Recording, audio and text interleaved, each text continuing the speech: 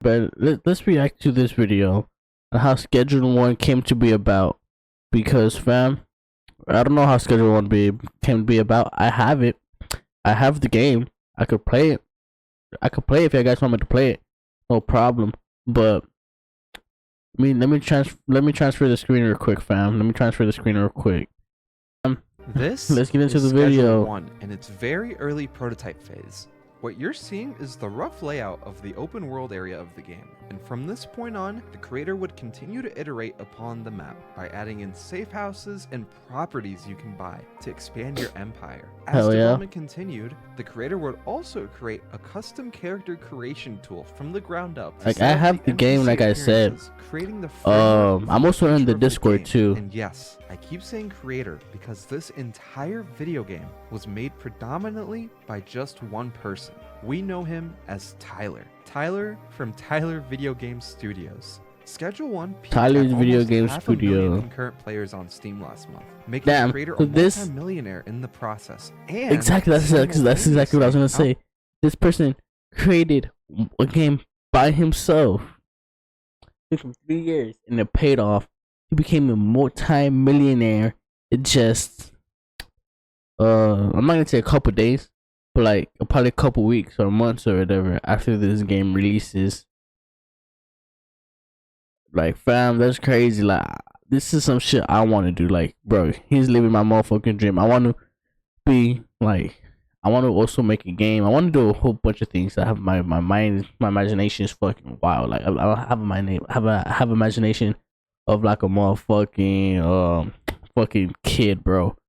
Because like, there's so much shit I still want to do before I'm too motherfucking old to do it, and I'm trying to do it. Chat. That's why I'm saving up a whole bunch of money. That's why I started saving up a whole bunch of money. That's why I started, doing things, thinking about things, like if we're working out in the long run or whatever. And chat, if y'all hit that subscribe button, I'll be doing crazy wild motherfucking things, and shit, we're gonna go off together. I'll reunite with my friends back in Texas, do videos with them like how I used to, and just go on from there. Once I reunite with my friends back in Texas, boom, we'll just, me and my friends will be set. I'll make my friends create their own YouTube channels so they could, have a shot to do what I'm doing or whatever. Right? I have this big ass plan planned out. Once I reunite with my friends, I'm gonna have them make like a channel. All my friends, all my 3 friends, I'll have those 3 friends make a channel. I'll make appearances on those channels for free. I don't give a fuck, because they're my friends. I'm not gonna charge my friends to do features or whatever. And go on the channel, and just help them out too. Like, I want my friends to be successful too. I don't want me to be successful and I'm eating, my friends are not eating. Because when I eat, my friends eat too. Because that's the important thing. Performing massive AAA Bro, video I just want to do something like franchises this, in the man. process. Today, I will go over the full development history of Schedule But hit 1 that subscribe button if you want to see some crazy ass motherfucking videos. I'm planning some crazy ass motherfucking videos, like some crazy vlogs. I'm planning some crazy, game videos and shit. So yeah, and if y'all want to see me play any type of game, hit that subscribe button, comment down below, and I'll take your suggestion. I'll play it, see how it is, and we'll see, and we'll go from there. Schedule 1 wishlist on Steam. Alright. So he streamed everything because, like, how do they have these videos? Tyler had already been making hobby projects here and there for a while now. Before we get into the development of Schedule 1, we have to acknowledge what Tyler was working on before. He got his start with Roblox and creating small mini games. Oh yeah, I've been making games on Roblox, but I don't be publishing them. From that point on, he was absolutely in love with making games and wanted to keep doing it in hopes of one day making a career out of it. And which he did. Who aren't aware of how Roblox works, it's basically a platform for creators creators to make their own minigames, including tycoon-style games. And it's easy to see the correlation between Schedule 1 and these classic old-school tycoon games. But there was one massive problem that I have not mentioned yet. Tyler had no formal education in software development or game design, so he really didn't have much expertise in how a game was made. But this didn't deter him from trying. Like I said, he started his journey in Roblox and began learning how the scripting language in that game worked. Roblox I'm still learning scripting, like Lua, scripting. And he quickly learned how to make a ton. I know how to model, like not 3D model in Blender, but I know how to like model in Roblox Studios, which means like I know how to build stuff in Roblox Studios. I mean, my builds may not be that impressive or whatever, but the only thing I don't know how to do is vehicles. I know how to do buildings. I know how to do. At one time, I made a subway that was underground, so I just put, a part, stretched it out really big, just for to be the top. And then I made stairs going underneath that part, so it could be the underground. And I just made the subway from there. Mini games in Roblox. So y'all don't think I'm lying. In my next video, I'll open Roblox Studios and I'll build the exact same thing I was talking about, fam. And I'll show y'all, fam, because building, it's kind of easy. You just put your imagination and put it to life, and what's it called? And I'm gonna tell you, like, scripting is hard because you have to learn the scripting language, you have to learn the functions, and you have to learn all this stuff. But if you know how to script and you think it's not hard, good for you.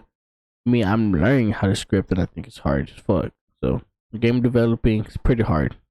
And in the game, it's pretty difficult. But once you understand it, once you get used to it, I feel like you could make a game. From his learnings about Lua and how it worked hand in hand with Roblox's game development, he would switch from Roblox minigames to Unity and began learning how Unity worked. Unity is Lua. Awfully familiar to how Schedule 1 plays. From his learnings about I was about to say this. I thought this was Roblox Studios for a second. No, this is Unity.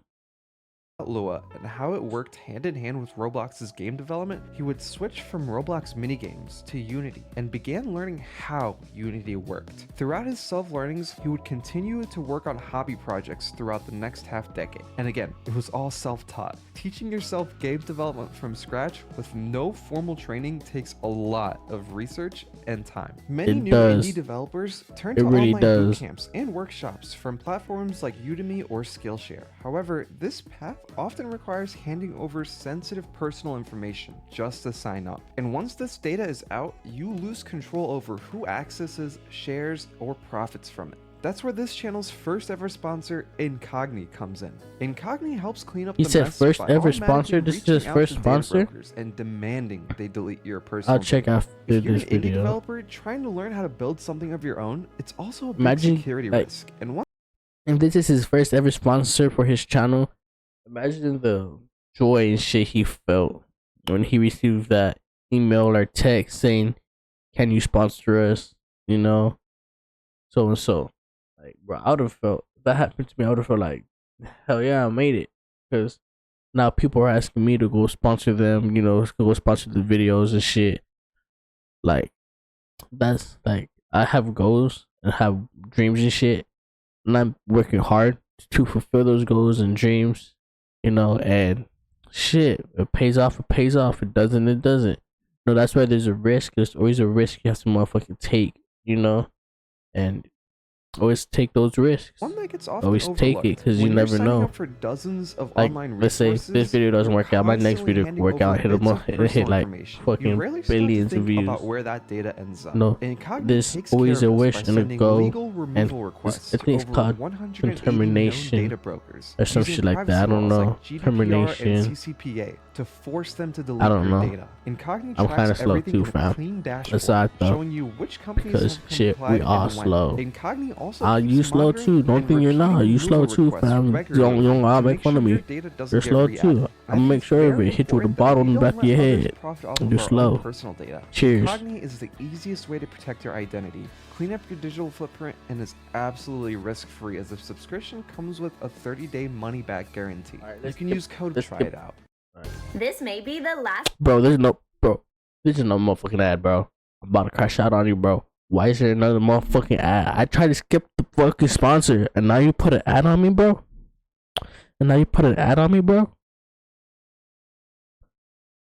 Just wait. I'm gonna hit you with a bat. You know, break your kneecaps. Cause no bat. Cheers. That rhymes. Become a motherfucking rapper. Cheers. But yeah, fam, hit that motherfucking like button. Get us to about 10 to 15 likes. And let's skip this ad. Every ad's a smoke break, as I guys motherfucking know. And I hope you guys do enjoy this video because I got shit like three hours before I go to work. So yeah, hopefully I do go in. I was about to say hopefully I do go to work with me, bro. That's crazy. Shit, you wanna go work with me? You want my money? You wanna make the bread? Shit, I work. It's pretty easy. I work at Walmart. Pretty motherfucking easy. With that being said, cheers. You know, and yeah, hopefully you guys do enjoy the motherfucking video. You know, and if you don't enjoy the motherfucking video, and you say my video is trash, I'm watching you. I'm looking for you, and I'm gonna put a pillow over your face when I find you. Alright, fam. So we're back in the video. Series you can follow along. Like if you're wanting to start with Unity, just go with a beginner series that walks through everything and just start making something. You know, you'll probably make mistakes and stuff. That's fine. Just do small little. Shit, should I make a game, fam? Shit, should I make a game? Just yeah. Should I make a game? Persistence and patience, and you'll get the hang of it over time.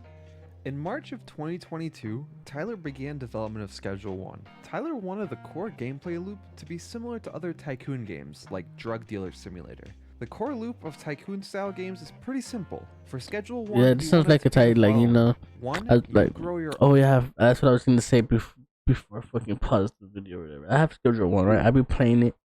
Alright, I don't have it downloaded because I had to reset my PC. Because, what's it called? Shit, I had to reset it because, like, none of my games were working or whatever. So I don't know how to fix it. And I didn't really look it up on how to fix it either. I was just like, man, none of my games are working. Right? And I tried multiple times. I was like, you know what? I even restarted my PC. It didn't work. And then, so what I did, I reset it. But what I was gonna say is that every time I play Schedule 1, it feels like a tycoon game. Like a tycoon game you would probably play on Roblox, and like one of those drug dealer tycoon games that you would play on Roblox and shit. But of course, he was talking about that Drug Dealer Simulator game that's on Steam. I'm gonna play that. To be honest, I'm gonna buy it and play it. Your own product, and 2, distribute your own product, and then finally, you use the earnings from distributing to keep expanding your empire. He started with a simple loop, starting with a very simple prototype, including what the open world would look like. He settled for a simple cartoony look for this game, and that's going to be a running theme throughout the development of this game. Since it was just him working on the project, there wouldn't be any time for overtly intensive graphics, orchestral soundtracks, or complex story. In fact, while developing this game, Tyler had some help from his friends. He needed some voice actors for the game, so he invited his friends over, gave them some beers, and went to town on recording the in-game NPC dialogues. I'm not joking. The voiceovers in this game were made while Tyler and his friends were drinking and just having fun. That's crazy. Hell yeah.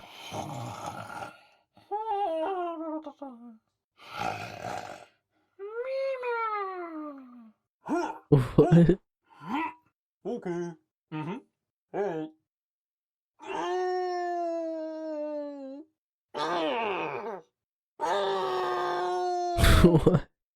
Now that I really listened to it.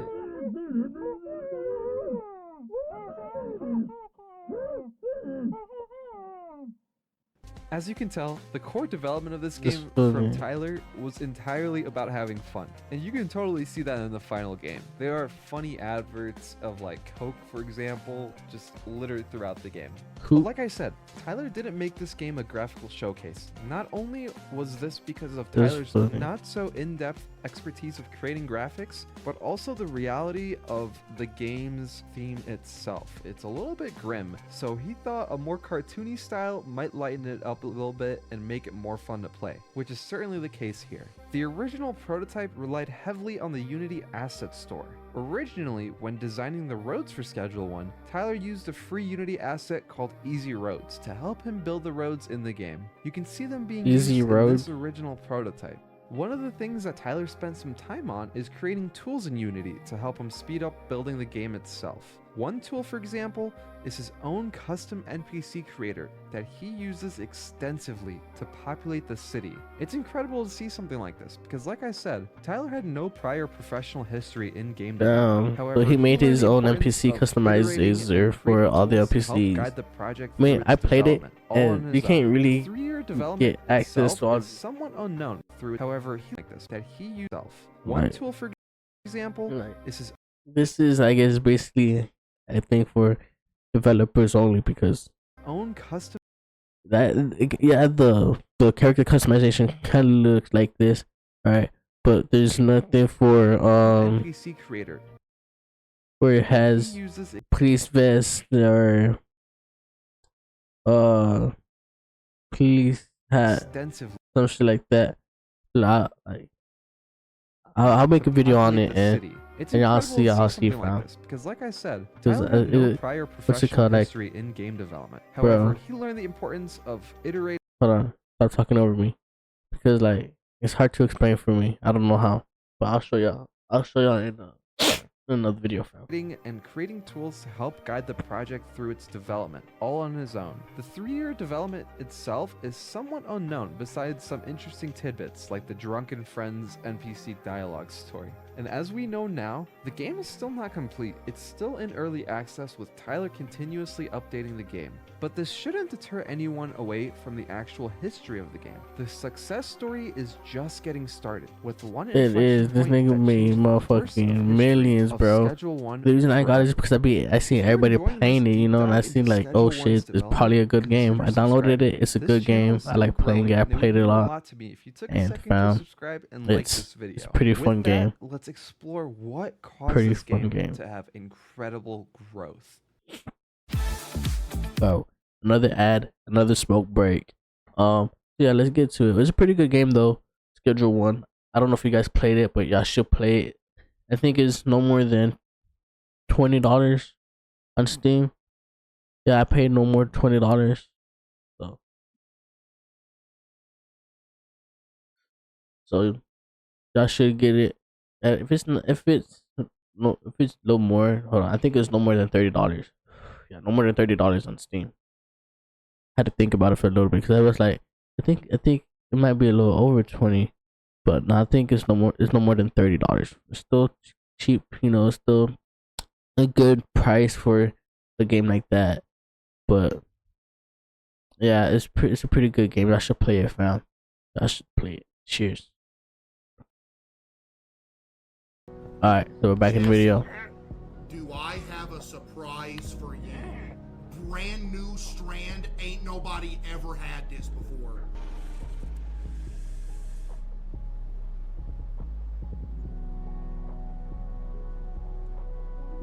Damn, my hair hurt so hard I made it change colors. In December of 2024, Tyler finally released his snippet of Schedule 1 to the world, and to be honest, it didn't have much fanfare. For the first 2 months, the game would barely break 1,000 concurrent players on Steam. Its official reveal trailer wouldn't cross over 25,000 viewers either within the same time frame. So what caused the explosion of players that we now see in the game?